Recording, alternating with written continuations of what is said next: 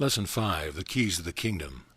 Beloved friends, we come forth in this lesson to continue the pathway which builds a structure, the highway by which you may learn to follow, and therefore master the way of the heart. A way in life means to have chosen from all possibilities that one which will stand out as the way to which you are committed, the way to which you devote the whole of your attention by granting your willingness that the way be followed. Just as when you take a journey upon your earth, by making the commitment to take the journey, you avail yourself of experiences that could not come to you in any other way. When you go to a university to pursue a degree, although you begin with a certain idea of what the path may hold or bring you, is it not true that the relationship which come along the way, the knowledge that reveals itself to you, and even the end result of accomplishing the degree always seems to be different and much richer than you could have imagined when you began your journey? Therefore, understand well the way of the heart requires the willingness to commit. Commitment is nothing more than a deliberate decision that something will be so. Just as with all aspects of experience you've ever known, when all of your being is involved in the willingness to make a decision, there is literally nothing that can prevent you from the accomplishment of your goal. Rest assured, whenever you believe you have not succeeded or not completed some decision fueled by desire, it is because you are simply not wholly committed, or you decide to change your mind. And when you change your mind, you literally change what you experience in the world or the solar system in which you yourself spins. The way of the heart, then, does indeed require the decision of commitment. I say unto you that when you wholly commit to discovering the way of the heart, you will discover a way of being in the world that is not here. You will discover a way of walking through life in which you experience being uplifted by something that seems to be forever beyond you, yet is within you as the core and the essence of your very being. Your way will not be understandable by the world. Your way will not even be comprehensible within yourself. You will be living from mystery, moving from mystery to mystery to mystery, uplifted and carried by something that brings a satisfaction and a fulfillment to the depth of your soul, far beyond anything you can now imagine. Is it worth it to commit to the way of the heart? Yes. It culminates with the recognition that you do not live life at all, but rather that life is living you. One of the characteristics is the development of the witness, a quality of consciousness, a way of being, in which you seem to be witnessing everything that arises and flows through you and around you from a place of utter stillness. Stillness does not mean non-activity.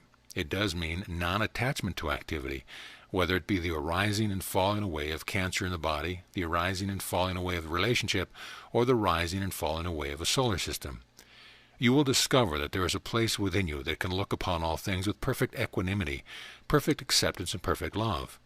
For in the mastery of the way of the heart, you will discover that nothing is unacceptable to you. Only what is accepted can be transcended. You will discover a way of being in which nothing any longer compels you. Not even the desire to know God compels you any longer, for the need of it has been completed. Then there arises the way of being in the world that is indeed not here, for you will feel no restlessness, no need to direct your journey, no questions will arise. You will be at peace. In that peace the breath of God will move through you, and you will become as the wind, knowing not where you came from or where you are going, but you will abide in perfect trust and perfect rest. The world may not know you, but your Father will know you, and you will know your God. In the way of the heart, the most primary and fundamental perception that seems to fuel ordinary human consciousness has been fully transcended. The perception of a separate maker and doer has been dissolved, and once again you will understand the depth and the profundity of the simple terms of the sentence. Of myself I do nothing, but through me the Father does all things. To rest in such a perception means that you have come to realize that the self that you are is merely a conduit through which mystery lives itself, through which love pours forth. You will realize that there is nothing to be gained or lost in this world. You will know what it means to recognize that you literally have nowhere to go and nothing to achieve. You will become empty and spacious. And yet, paradoxically, while the body lasts, you will appear to be as everyone else. You will arise in the morning and brush your teeth. When the body is hungry, you will feed it. You will laugh with your friends. You will yawn when the body is a bit tired. Yet through it all, there will be a quality of awareness, called the witness, that is simply watching it all, waiting to be moved by the wind of spirit. Though others may not see it, virtually everything you utter will carry the sound of truth. You will not know how spirit will work through you, nor will you care. Because, you see, when there is no maker or doer or director, it will not matter to you. That is what it means to live as the wind. For the wind does not concern itself with where it has been or where it is going. It is moved by some mysterious source that cannot be located at all. yet it blows. As it blows, its effect is experienced. Imagine, then, a life in which all that you do is not for yourself. Imagine a life in which you do is not for anyone else. Imagine a way of life in which creativity flows forth from source so deep within you and around you that no language or dogma can contain it. A force and a source that knows how to express itself through you in such a way that it is constantly and only serving the atonement, the awakening of all of creation to the truth of God's presence. The way of the heart does indeed unfold along a certain pathway. In this lesson we will address the stage of that pathway in a general sense. Then we will speak of the most important characteristic to be cultivated along this path. The first key is desire. First, desire is everything. Without it, not a thing can arise. Therefore, what you desire is of utmost importance. Desire, then, perfect union with God. Desire, then, to be Christ incarnate. Desire, then, to be all that your Creator has created you to be, even if you have no idea what that might be. For when you hold desire within your beingness, and when you have mastered the energy of desire, again, mastery does not mean control. By grounding it always in a desire to be as you created to be, then indeed all of your life and all your subsequent or subsidiary desires will come to serve that grand desire. When you come into that state of being, nothing shall be impossible to you. Why? Because you are not the one doing it. You are merely a piece of thread in a very cosmic tapestry, being woven by the Creator of all creation, who alone knows how to weave the tapestry of a new age, of a new paradigm, of a healing of this plane and of humanity. So the first stage is a stage of desire.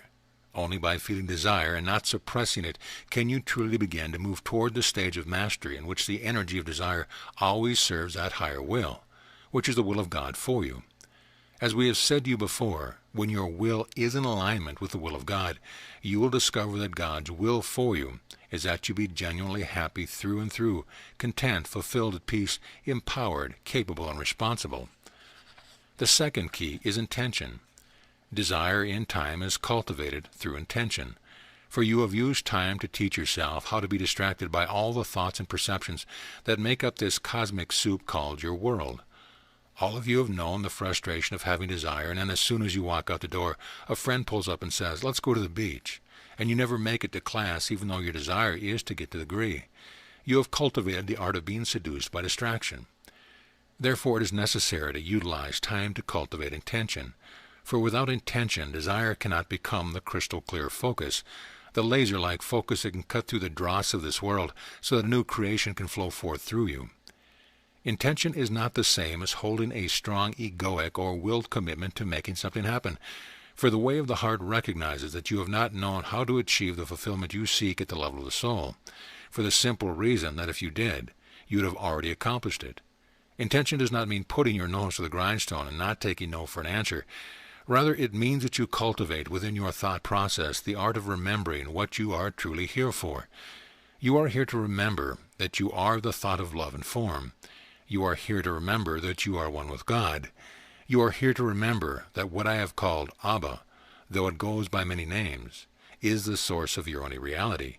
You are living in reality only to the degree that the One is living through you. Therefore, intention is the way of the heart means to utilize time each day to focus your attention on the desire to be Christ incarnate.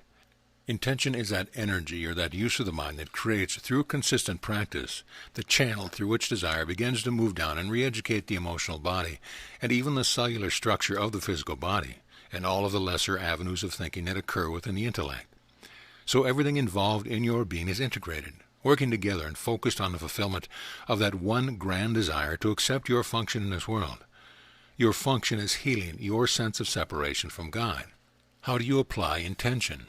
Each day, just as you've used time to teach yourself to be easily distracted, you need only ask yourself one question daily.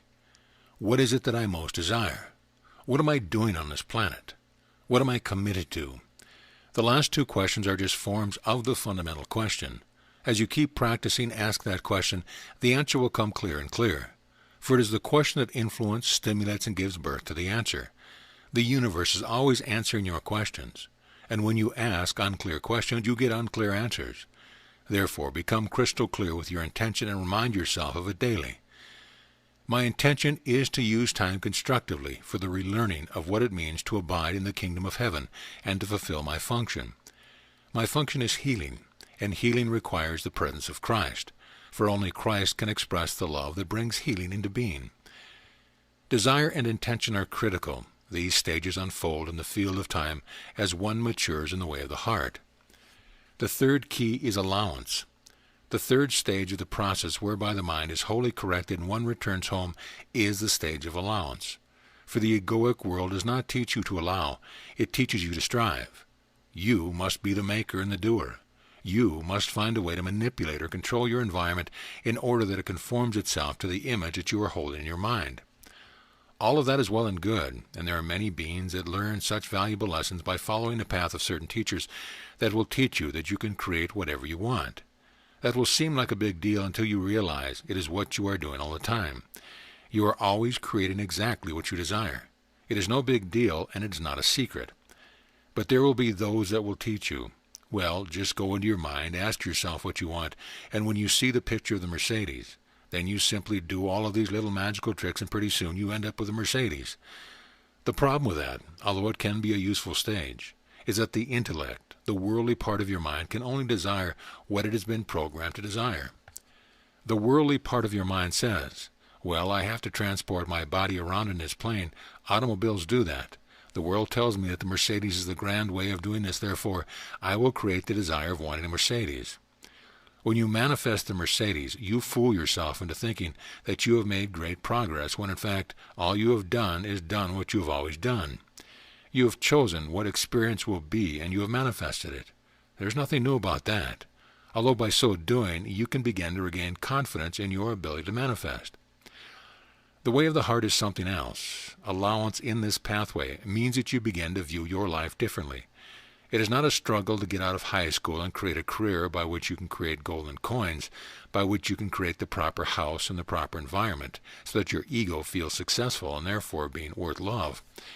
Be honest with yourself. Is not your world built on such premises as these? If only I can make a life look successful around me, then I will be accepted. Then I can love myself, at least a little. Maybe I can get other people to love me. That is not it at all. The way of the heart begins with a recognition that you are already loved by the only source that matters, that you have come for a much higher purpose that can be made manifest in the ways of the world, but is not of the world. Allowance is the cultivation of a way of looking at the events of your life, not as obstacles to getting what you want, but as stepping stones.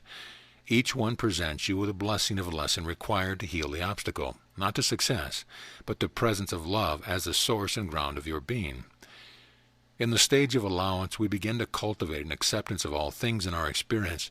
We begin to see that because we have made a commitment to awakening and incarnating only Christ, the universe is already conspiring to bring the people and events into our lives on a moment-to-moment basis that the best provide us with exactly what we most need to learn or become aware of. And so messengers are sent. That messenger could come in the form of someone whom we fall in love with, and there is something there for you to learn. It could be that you have been blocking yourself from feeling love for other people, and now someone finally comes that blasts down that door, and you cannot help but feeling that feeling. The messenger could be someone who comes as a grain of sand within that oyster, that causes the friction within you, that nudges you from your sleep. And you realize that you have been operating out of some dysfunctional patterns, and that you have got to get a better grip upon the truth of who you are. It may be that you need to learn to express your feelings more. It may be that you need to accept your own creativity more. Through your messengers, that which causes you to finally be responsible and be honest about where you are will be brought up within you. For instance, if you think, well, I never get angry anymore. After all, I'm a very spiritual person. I've just got out of the seminary and I know it all now. So I'll just live in heavenly bliss. And events begin to happen. Perhaps as an example, a gay couple moves into your neighborhood and you discover that you have some very deeply seated perception that there is something wrong with that sexual orientation. They are messengers sent by the universe to push you to look more deeply.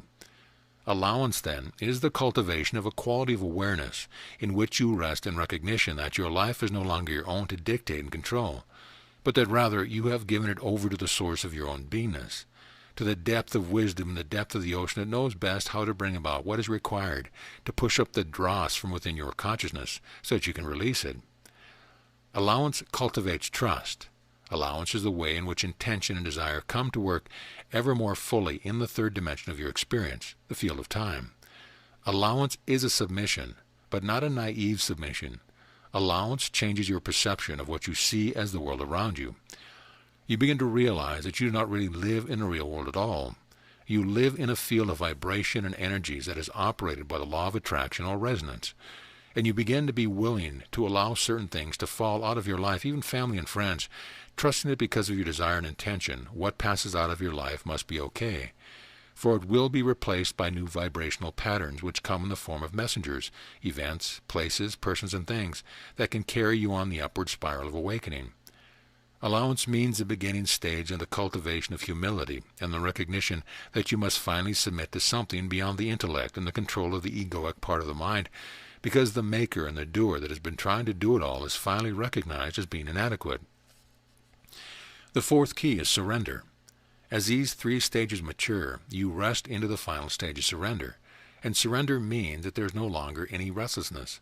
Surrender means you know through every fiber of your being that there is no one here living a life. There is a life flowing through the body, mind, personality for as long as it lasts. Here is where the mystical transformation is culminated or completed. It is here that you understand the meaning of the teaching. I live, yet not I, but Christ dwelleth in me. Surrender is a stage in which perfect peace is the foundation, not for passivity or inactivity, but for even more activity. You find yourself, as long as you are in the world, being busier and busier and asked to do more and more. You become even more responsible. Eventually you come to see that because you are Christ, you are responsible for the whole of creation. You come to see that you cannot think a thought without disturbing the farthest of stars. It is that responsibility from which you have shrunk and tried to contain yourself as a teeny myopic piece of foam, all because you have feared being responsible for the whole. But the way of the heart corrects your perception so that you come to recognize that your greatest joy, your greatest fulfillment is in wholly and deliberately accepting responsibility for the whole of creation. Why? Because you suddenly realize that you are not the maker and doer, that you can accept responsibility for anything and everything, because through you all power under heaven and earth is made to flow, to manifest the love of God. So in short, it is in God's hand, not yours. Not my will, but thine be done. Does that begin to make sense to you? Do you see how it changes how you have even been taught to interpret my teaching? Desire, intention, allowance, surrender. But it is a surrender into a way of being that the world can never know.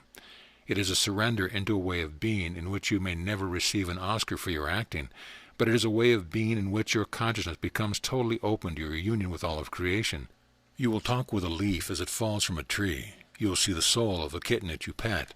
You will talk with angels and masters, and you will be involved in board meeting in the high cosmic conference rooms. You will know that the body-mind you once thought was yours is little more than a temporary teaching device, a tool to be picked up and utilized at God's direction, and put aside when its usefulness is done, so that even when it's time to go through the transition that you know is death, nothing will disturb your peace. As the body dies, which means simply that your attention begins to release itself from it, just like the hand of a carpenter is released from the handle of a hammer as it is laid down on the table on the way to dinner. You will be able to watch the process with total equanimity and joy. You will watch your spirit disengage from the body. You will watch it crumble into lifelessness so that all your attention becomes focused in a wholly new dimension. A dimension that is so vast that you will be able to look down upon the earth plane, not unlike the way you might choose to hold a pebble in the palm of your hand. And in one quick glance you will see everything about the pebble and nothing is hidden. I am one that has chosen to assume the responsibility for the pebble called earth and all life that dwells therein. You too will know that energy and reality of wrapping your fingers around the entirety of the solar system and becoming the God or the Savior of that dimension. And it begins by choosing to take responsibility for your pebble, your domain, your solar system, your personal dimension. It begins by saying, I and I alone am the source of what I experience and perceive. I am not a victim of the world I see. Everything I experience I have called to myself, plain and simple. No excuses, no ifs, ands, and buts. That is the way it is. Gone will be your immaturity, your resistance to simply being responsible for your experience. The way of the heart, then, cultivates the maturity of desire, intention, allowance, and surrender. The importance of humility. No single characteristic is of greater importance than humility. Not the feigned humility that is taught in certain world religions, but a genuine humility. For humility does not mean that you stand in front of a group of people who give you a standing ovation and say, oh gosh, you didn't have to do that, it's not important. so that you can look like you are humble when inwardly you are thinking, "Oh God, that feels so good. Clap a little louder, clap a little longer," but I won't tell you that. Do you know that kind of humility? Is it not the kind of humility you were taught in your schools? Genuine humility flows from the deep-seated recognition that you cannot save yourself, that you are created and not creator, and that you are effect and not cause, in an absolute sense, that something called life is not yours, that there is something beyond your capacity of containment and intellectual understanding. And if that something ever decided to give up loving you, you would cease to be. No matter how deep you go into the depth of God, and no matter how deep you achieve an awareness and consciousness of union with God, what God is remains forever and beyond your growing capacity to understand God. It is like an ocean of infinite depth. When you realize that, strive as you might, you will never wrap yourself, your little self, around that source. You will rest into humility, genuine humility. Why is this so important? Mark these words well. As you progress along the path of the way of heart, as you dissolve and loosen the shackles upon the mind, as the interior conflicts are healed and settled, as you begin to accept the abundance that the Father would bestow upon you in all levels of life and all levels of feeling and perception, as you begin to taste of the grandeur and the greatness that would flow through you, you will discover that the enemies become more subtle. At a very immature, basic, and naive level, every child views at some stage its parents as being its enemies, does it not? For example, the child says, "What do you mean I can't have the car tonight? What do you mean I must be home by 10 p.m.? And the parent becomes the enemy. As you move more and more into mastery, you'll be sorely tempted to believe that you are done. You'll be sorely tempted to believe, "I can do this. The prayer I used to do when I began, the simple exercise of awareness I used when I started my path, I don't need them anymore. I have mastered that." Any time you hear a voice within yourself saying, "I am done," you may rest assured you are not, and you stand in danger of losing what you have gained. Humility is the recognition that the more you move into mastery, the more there is to desire for discipline and vigilance. Discipline does not mean doing something hard that you do not like to do. Discipline is like the skill of an artist that cultivates and refines the skill simply out of the deep desire and delight to create more beautifully. An athlete disciplines a muscle so that the muscle works even more beautifully than it did the day before, out of the sheer delight to extend greater beauty into the world. While you remain in existence, the creations of consciousness that are unlike love have created a whole lot of vibratory patterns that would just love to pull you down. Therefore, the discipline of the mind that is required to recognize that, while the body lasts, there can be a delight in consciously repeating the decision to teach only love, selectively choosing only the vibrational patterns to be allowed into your consciousness that reflect the truth and beauty and the worthiness of who you truly are. Judgment cannot reflect such light. Anger and hatred cannot do it. Fear and paranoia, fear of rejection, fear of the opinions of others, and such vibrations can never reflect the regal grandeur of your being. Therefore understand well that humility is absolutely essential. Paradoxically, as greatness is expressed through you, the temptation still will be to allow egoic energies to make a home in your mind. The ego's voice will say, "Boy, you are really quite a master, you know. You really deserve all this adulation. Why don't you keep 10% of it for yourself?" A master accepts the love of the gratitude offered by those whom his or her teachings have touched, and gives it all to God, recognizing that of himself these things could not have been done. I learned, too, to be tempted. When these would come to me who were sick found healing in my presence, I was tempted to want to say, "Yes, look what I have done. I've really earned this. I spent 40 days and 40 nights in the desert. I have been to India and Tibet. I've been to England. I've studied with all the masters of Egypt. Yes, I really deserve to be seen as a healer and a teacher. But I learned through humility to remember the simplicity that of myself I can do nothing. I cultivated within myself the art of always being a student of love, and not the professor of love, who thinks he is done just because he has a lot of letters after his name. As you progress and as you allow more of the abundance of God's love to flow through you, you begin to stand up out of the crowd, and you begin to attract those that want the light. As that occurs, you must practice discipline and vigilance by remembering humility always, until you are remembering it with every breath. Why? If you are living in this world and feel that no one looks up to you, no one takes you as an authority, there is only one reason. You have resisted the truth of your being, and through denial have pushed God's light away out of your fear, your deep-seated fear, that you might appear to be different than everybody else. The world would teach you to be a doormat so that you fit in and do not ruffle anyone's feathers. But as you become empowered, one way you will know that it is occurring is that some people will not like you. You will push their buttons just by walking into the room, for darkness abhors light. It is that simple. Humility is absolutely essential. Through the doorway of humility, the light of power can be turned on through you in ever greater voltage. If that voltage does not seem to be flowing through your mind, look well to see if you are remembering humility and giving yourself to it. For the light of God can only shine through you to the degree that you are willing to take responsibility for it, which involves giving the fruits of it back to its source and not claiming it as your own. When you claim nothing for yourself, all things can flow through you.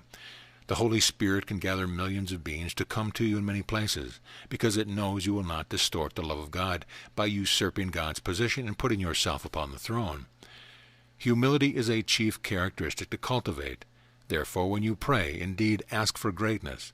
Let the Father know that you are ready for the fullness of Christ to be incarnate, and simply hold the promise within you that you will always remember that you are not the doer and the maker. You are merely the one who has come to recognize that only the love of God can fulfill you as a soul. Only the fulfillment of your purpose to be a channel for love can bring you the success that you truly seek. When you are fully committed to that, rather than being committed to wandering about other people's opinions, then the power can begin to move through you. When you are willing to let go of the world, heaven will come to replace it. When you are willing to let go of your need for egoic grandness, true grandeur will begin to pour forth through you. There is a paradox within spirit. Learn to discern it. Become a master of it, and never neglect the need for discipline based on the foundation of humility. You see, this is what has caused you to fear the energy desire. Because in the past, and that can go back a long way, you have decided to find out what it would be like to let all that power be claimed as your own, to be used to serve the voice of ego. That is what you are afraid of. But if you cultivate these stages and ground them in humility, you will never need to fear the misuse of desire. Therefore, in your prayers, as often as you can remember to do so, remember that what you decree is. So speak clearly within yourself. Source, Creator, God, Goddess, all that is, Abba. I am ready to be what you created me to be. I choose to remember that I am effect and not cause. Thy will be done, knowing that your will is my full happiness. Reveal, then, that path through which that happiness can be known, for my way has never worked, but your way always does. Then in each day remember the energy of appreciation. It is well and good to appreciate one another, but in the privacy of your own meditation and prayer, appreciate how the power of that source of love I have called God is living, moving, and breathing to bring the people, the books, the teachers, and the experience that are gently unraveling the cocoon of ego around you, and awakening you to the truth, beauty, majesty, grandeur, and greatness that life itself is. Life wants to breathe through you as magically and powerfully as it breathes through a thunderstorm, or the leaf of a tree, or the radiance in the newborn baby's eyes. That life is what you are. That life is the presence of God's love, the depth of the ocean welling up into the waves of creation. Let therefore that life alone be your guide in all things, and rest in appreciation before the infinite mystery that life is, and say yes to it. Say yes to life, that you are willing to let the fullness of it wash through you and carry you into an ever-deepening understanding and comprehension of all that God is. If you would well receive it, resting in the awareness of divine humility is the sweetest experience that you can ever know. Many of you look upon me and say, "Oh, would I ever love to be where Jeshua is?" Think a thought and you are with someone. Think a thought and you are in that universe. I tell you this, where I abide is in a vibrational frequency with many, many other beings whose consciousness never wavers for an instant from the deep appreciation and humility before the mystery of all that God is. We abide in the great delight of knowing that we live, yet not us, but our Creator lives as us. The only difference between being a master and being a student is that the master has mastered the art of always being a student. Think about that one. Desire, intention, allowance, surrender. What do you truly want? Are you willing to feel it and let that thread of desire carry you home? Can you remember to use time constructively by focusing your attention, by reminding yourself of what you truly are here for? You are not here to survive. You are here to live as the truth of who you are. Allowance is not a passive acceptance of things as they are, but a recognition that there is something quite beautiful at work. There is an intelligence, a love that knows you better than you know yourself, and is presenting you, moment to moment, with jewels and gems, blessings and lessons, that something is weaving the tapestry of your life, and nothing is happening by accident. Surrender is the cultivation of the recognition that your happiness can be found only in the submission of your will to the will of God. For your will has been in conflict and struggle and limitation. God's will is that you live without conflict, in peace, joy, fulfillment, and happiness. It is called bliss. If ever you wonder how to anchor your awareness and humility, stop what you are doing and ask yourself this question. Did I create myself? You know well what the answer is. No, I don't even know when I was created. Something birthed me. What is it? That will bring you to humility rather quickly. Do you know how to give birth to a star? No. Do you know how to give birth to a leaf on a tree? No. Do you even know how to lift your hand from your lap? No. What then do you know? Nothing. Allow yourself to understand that you do not know anything. In that state of divine ignorance, you will rest in the humility that finally allows your Creator to move through you and reveal to you all things. Beloved friends, the way of the heart is that way which corrects perception and brings right-mindedness, so that you no longer are the maker and the doer and the director. Your opinions will come to mean nothing to you whatsoever. Out of a grand emptiness you will discover a perfect peace.